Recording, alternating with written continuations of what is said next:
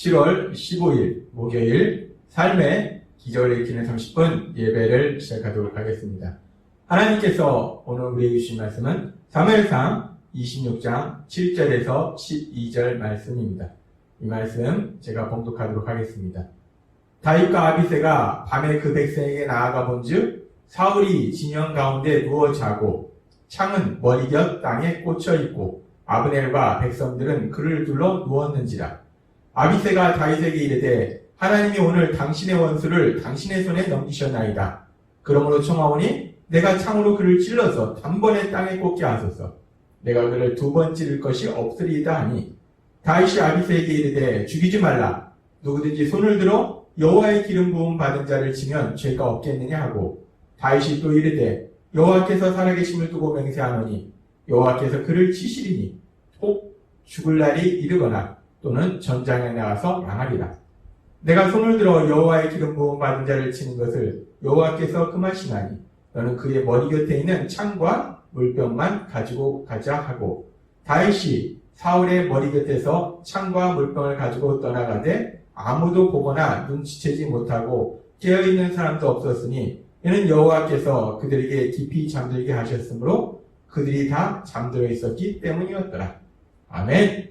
오늘도 이 시간 하나님께서 우리를 사랑하셔서 말씀하실 때 하나님의 말씀을 듣기 전에 잠시 기도하는 시간 갖도록 하겠습니다. 하나님 아버지 감사합니다. 오늘도 저희들 사랑하셔서 저희에게 말씀하여 주시고 하나님의 말씀을 믿게 하시고 저희가 믿음대로 살아갈 수 있도록 인도하여 주시니 감사합니다.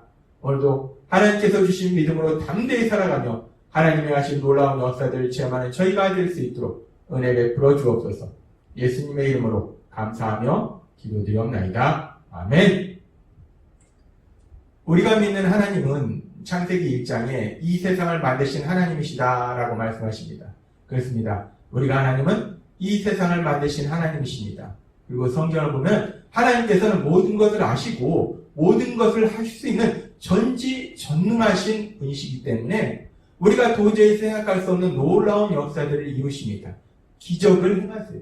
아니 어떻게 저런 일이 가능해? 라고 생각하는 그런 놀라운 일들을 하나님은 이루신다는 거예요. 기적을 행하신다는 겁니다. 근데 오늘 우리가 읽은 말씀 속에서도 보면 하나님께서 행하신 그 놀라운 기적이 나옵니다. 지금 오늘 우리가 읽은 말씀에 보면 이 이스라엘 왕 사울이 3,000명의 정예 군사를 데리고 다윗을 죽이러 왔을 때 자기 생명을 보호하려고 그 3,000명의 정예 군사들이 사울을 겹겹이 둘러쌌어요. 거기에다가 또 사울의 군대 장관 아브넬은 사울의 바로 옆에 있었습니다. 그럼에도 불구하고 아무도 모르게 사울도 모르고 아브넬도 모르고 사울의 군사들도 모르게 이 다윗과 아비새가 사울의 바로 옆에 와서 사울의 창과 사울의 물병을 가져갑니다. 이 과정 속에서 어떻게 이런 일이 가능할까? 이 부분에 대해서 성경은 분명하게 말씀하고 있는데 사무엘상 26장 12절에 보면 이렇게 말씀합니다. 이는 여호와께서 그들에게 깊이 잠들게 하셨으므로 라고 말씀합니다. 그렇습니다. 이 3,000명의 군사들이 사울을 격격히 에워싸고 있었고 군대 장관 아브넬은 바로 옆에 있었음에도 불구하고 다윗과 아비새가 아무도 모르게 그 사울 옆에 가서 사울의 창과 사울의 물병을 가져올 수 있었던 것은 그 모든 사람들이 깊이 잠들어 있었다는 거예요. 그런데 그 모든 사람들이 깊이 잠들어 있었던 것이 그들이 오랜 행군으로 인해서 피곤해서 그런 것이 아니라 하나님께서 능력을 역사하시니까 그 3,000명 그 어느 누구도 깨어있지 않고 깊이 잠들도록 하나님께서 역사하시더라는 겁니다. 그렇습니다. 하나님께서는 다윗을 사랑하셨고 그 다윗을 도와주셔서 다윗이 사울 옆에 아무도 눈치채지 못하고 갔다 올 수 있도록 그 사울의 군사들이 다 잠들도록 역사하셨다는 겁니다. 기적을 행하신 거예요. 하나님은 기적을 행하셔서 그 모든 사람들이 잠들게 하셔서 믿음의 사람 다윗을 지켜주신 것입니다. 근데 성경에 보면은 하나님께서 이렇게 기적을 행하셔서 믿음의 사람들을 지켜주신 이야기들이 여기저기 나오는데 그 중에 또 하나는 이렇게 모든 사람들을 잠들게 한 건 아닌데 이번에는 군사들에게 또 다른 하나님의 행하신 기적을 통해서 믿음의 사람을 지켜주신 그런 일이 있어요. 그 일이 어디 있는가? 열왕기하 6장 18절은 이렇게 말씀합니다. 아람 사람이 엘리사에게 내려오매 엘리사가 여호와께 기도하여 이르되 원하건대 저 무리의 눈을 어둡게 하옵소서 하매 엘리사의 말대로 그들의 눈을 어둡게 하신지라 라고 말씀합니다. 이 장면이 어떤 상황이냐? 지금 아람 왕이 이스라엘을 계속 공격하는데 그때마다 하나님께서 엘리사를 통해서 말씀하셔서 그 아람의 공격에 대해서 방어하게 하세요. 그래서 어떻게 된 것인가? 이 아람 왕이 신하들과 얘기하는 중에 엘리사라는 선지자를 통해서 지금 엘리사라는 선지자가 이 모든 것을 방해하고 있다라는 걸 그들이 알게 되고, 그래서 이제 그 아람 왕이 화가 나서 그럼 엘리사를 가서 잡아와라, 죽여라 라고 군대를 보냅니다. 근데 그렇게 아람 왕이 그래서 엘리사를 잡아오려고 죽이려고 군대를 보냈는데, 그때 엘리사가 하나님 앞에 기도하니까 그 모든 군사들이, 엘리사를 잡으려 했던 군사들이 앞이 안 보이더라는 거예요. 눈이 멀었다는 겁니다. 놀라운 기적입니다. 하나님께서 믿음의 사람 다윗을 지켜주시려고 사울과 그와 함께한 모든 군사들을 잠들게 하신 것도 놀라우신 기적이고, 이렇게 엘리사를 하나님께서 지켜주시려고 아람 군대의 눈을 멀게 하신 것도 하나님께서 행하신 놀라운 기적이라는 것. 하나님께서는 그렇게 놀라운 기적을 통해서도 믿음의 사람들을 지켜주신다는 겁니다. 그렇게 오늘 말씀에 보면 하나님이 행하시는 그 놀라운 역사, 그 사울과 그 모든 사람들이 잠들게 하는 하나님이 행하신 놀라운 기적을 우리가 볼 수 있는데, 그러면서 오늘 말씀으로 다시 돌아와 보면은 지금 이 모든 사람들이 잠들어 있는 상황 속에서 다윗과 아비새가 사울 옆에 가 있기 때문에, 그리고 사울은 계속해서 다윗을 죽이려고 하기 때문에 다윗이 아주 쉽게 사울을 죽일 수가 있었어요. 그런데도 불구하고 다윗은 사울을 죽이지 않고 그냥 창과 물병만 가지고 나옵니다. 근데 지금 다윗이 그렇게 사울을 살려준 것이 이번이 처음이 아닙니다. 우리가 알다시피 사무엘상 24장에서도 다윗이 굴속에 있을 때 사울이 혼자서 불에 들어와서 다윗이 사울을 죽일 수 있는 기회가 있음에도 불구하고 그의 옷장을 메고 사울을 죽이지 않았어요. 그래서 그때 이 일로 인해서 다윗이 내가 당신을 죽일 수 있음에도 불구하고 당신을 죽이지 않았습니다. 나는 당신을 죽이려 하지 않습니다. 라고 사울에게 말했을 때 사울이 울면서 다윗에게 얘기할 때 사울이 울면서 얘기했어요. 울면서 너무나 그 다윗의 그 마음이 고맙고 그 마음이 귀하고 감동받아서 사울이 울면서 얘기할 때 뭐라고 얘기합니까? 너가 나보다 의롭다. 너는 반드시 이스라엘의 왕이 될 것이다. 너를 통해서 이스라엘 나라가 굳건해질 것이다 라고 사울이 분명히 얘기했다는 거예요.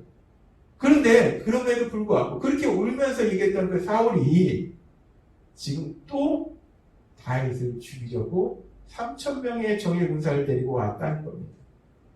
그러면 이 상황 속에서 다윗이 믿음의 사람이지만 이 사울을 죽이고 싶은 마음이 없었을까?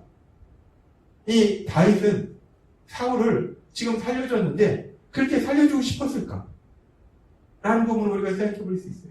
그리고 어제도 하나님께서 우리에게 말씀해 주셨지만 다윗이 사울을 죽일 수 있는 기회가 왔을 때 죽이지 않은 첫 번째 기회가 왔을 때 죽이지 않은 이유는 그것이 하나님의 뜻이 아니기 때문에 나는 사울을 죽일 수 없다라고 다윗은 말했습니다. 그런데 지금 똑같은 상황이 또 일어난 거예요. 그렇게 살려줬는데 똑같이 하나님의 도우심으로 지금 다윗이 사울을 죽일 수 있는 또 한 번의 기회가 생긴 거예요. 그렇다면 어제도 말씀해 주셨다시피 그러면은 하나님의 뜻이 지금 상황을 보니까 하나님의 뜻은 사울을 죽이라고 하시는 것이 아닐까? 라고 다윗이 생각할 수도 있었다는 거예요. 그런데도 불구하고 다윗은 사울을 끝까지 죽이지 않습니다.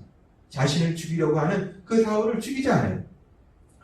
그러면서 오늘 말씀에서 보면은 우리가 오늘 말씀을 읽을 때 앞에서도 말씀드렸지만 우리 눈에 보이는 가장 큰 기적은 어떤 기적이냐? 하나님께서 지금 다윗을 사랑하셔서 다윗을 지켜주시려고 믿음의 그 사울의 군사들을 다 잠들게 하신 것. 이것이야말로 우리가 분명히 볼 수 있는 하나님의 하신 놀라운 기적입니다. 근데 우리가 분명히 볼 수 있는 그 놀라운 기적보다 더 큰 기적이 오늘의 말씀 속에는 있다는 겁니다. 하나님께서 그 3,000명이나 되는 그 많은 군사들을 깊이 잠들게 하신 그 기적보다 더 큰 기적이 어떤 기적인가? 그것은 바로 하나님께서 다윗의 마음에 행하시는 역사라는 겁니다.